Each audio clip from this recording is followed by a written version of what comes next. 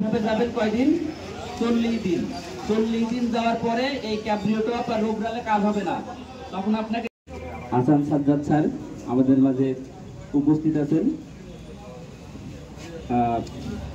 আবাদ উৎপাদন বৃদ্ধির লক্ষ্যে ক্ষুদ্র প্রান্তিক কৃষকদের মাঝে অনুরোধ করছি মোহাম্মদ রবিউল ইসলাম টিপু, উপসহকারী কৃষি অফিসার, সিমলা রকনপুর।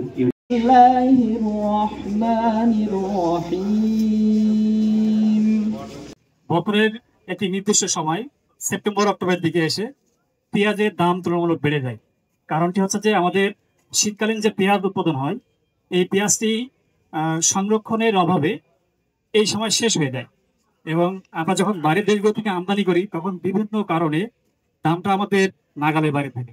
তো সরকার এই বিষয়টাকে ইন্ট্রোডিউস করেছে যে আমরা যদি আমাদের কৃষকরা যদি গ্রীষ্মকালীন পেঁয়াজ উৎপাদন করতে পারে, তাহলে একই সঙ্গে আমরা আমাদের পেঁয়াজের যে চাহিদা সেটি পূরণ করতে পারবো, এবং আমাদের বাইরের দেশ থেকে যে ডলার সহ বিদেশি অর্থ ব্যয় করে যে আমাদের এইগুলো আমদানি করতে হয় সেটি আর লাগবে না।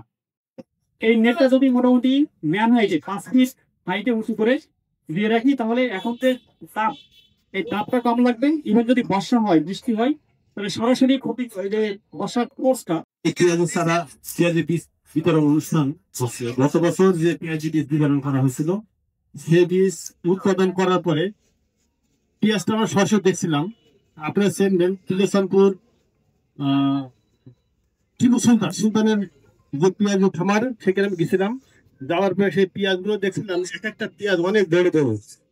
আমদানি না করা লাগে, এই কারণেই কিন্তু সরকার চাচ্ছে কৃষি ডিপার্টমেন্টের মাধ্যমে এগুলো নিজের দেশে যাতে আমরা স্বয়ংসম্পূর্ণ হতে পারি।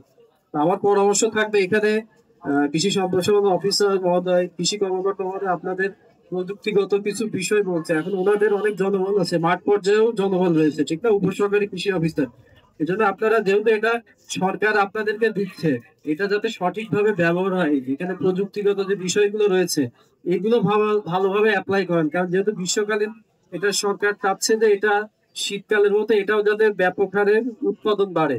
কালীগঞ্জ উপজেলার 11টা ইউনিয়ন এবং একটা পৌরসভার সর্বমোট 700 জন চাষি যে ভাইয়েরা আছেন, তাদের মধ্যে কৃষকদের মধ্যে আমাদের প্রণোদনা বিতরণ হবে, তাই তো?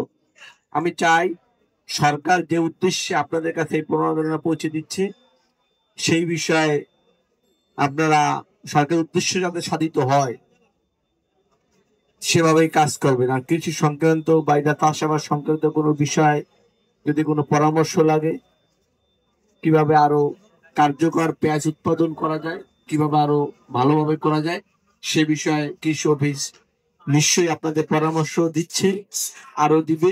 এবং বর্তমান সরকার বা আমরা যারা আছি সবসময় কৃষি বান্ধব, কৃষকের বান্ধব, আমরা সবসময় আপনাদের সাথে আছি, এবং যে কোনো বিষয়ে পরামর্শ বা যে কোনো বিষয়ে আপনাদের কোনো বিষয়ে সহযোগিতা সবসময় আছি, এবং সরকারের নির্দেশনা এবং নীতিমালা মোতাবেক আমরা সবসময় আপনাদের সাথে থাকবো।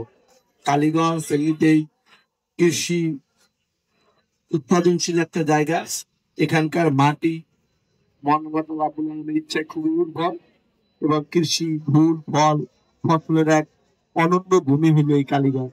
আমরা চাই এই ঐতিহ্য অব্যাহত থাকুক, এবং কৃষি বান্ধব কালীগঞ্জকে আমরা আরো কার্যকর, আরো কৃষি বান্ধব, আরো উৎপাদনশীল হয়, এবং এইটাই আমাদের প্রত্যাশা। আপনার